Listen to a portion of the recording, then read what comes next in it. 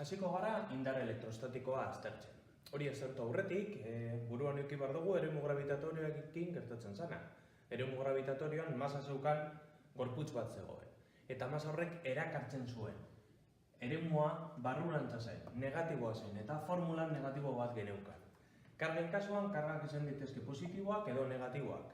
Karga positiboek sortuko dute eremu bat kanporantza, ardatzaren positiboa dan noranzkoan joango da eremua, eta erakarpen bat egongo da negatiboa danean eta barrurantza etorriko zaigu. Ardatzaren txikituz joango da ardatzean gugana etortzerakoan. Orduan, edukiko dugun formula izango da.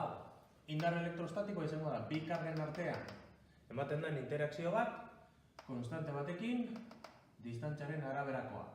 Eta hemen daukagu, positibo edo negatibo izatea. Karga negatiboa bada, negatibo bat agertuko zaigu hemen, ni baldin badaukat karga negatiboa, minus K, Q, Q, zati, R karratu edukiko dut. Karga negatiboak emango didalako, negatiboa eta noranzkoa ekarriko didalako. Bi karga negatibo baldin badaude, minus bider minus, plus izango da, orduan, bi karga positibo edo bi karga negatibo alderanztu egingo dira, eta karga positibo eta karga negatibo bat baldin badago, elkar erakarri egingo dira. Bai, hau baldin bada 0,0, eta hemen baldin badago karga bat, eta hemen baldin badago bestea, ikusten duzue, gertatuko da. Bai, lehenengo kasuan, eta bigarren kasuan, eta hirugarren kasuan. Orduan, zeinuarena azalduta. Formula horrela izango da. Badaukagu konstante bat, eremu gravitatorioan geneukan baita konstante bat. Konstantea orokorrean geuk hartuko dugu balio honekin. Bederatzi, bider hamar, bederatzi. Hutsean egingo dugulako lan, bai? Baina izatez, konstante honek ingurunearen menpekotasuna dauka. Hemen, epsilon, permitibitate elektrikoa, hori izango da ingurunearen ezaugarri bat.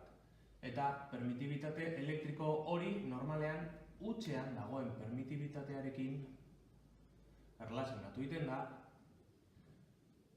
ingurunearen permitibitate erlatiboa bider hutsean dagoen permitibitatea eginda. Hau, patxadaz irakurri, ez duzue hau azterketetan erabili behar edo teoria galderetan ez dute galdetzen, baina horrela kuriosidade moduan jakin dezazuen badatorrela hutsean eta permitibitate erlatiboa ingurune horrek daukan permitibitatearen arteko erlazioa, eta guk erabiliko dugu normalean konstantearen balioa hutsean egingo dugulako lan. Hortaz, indar elektrostatikoa, zer da? Interakzio bat.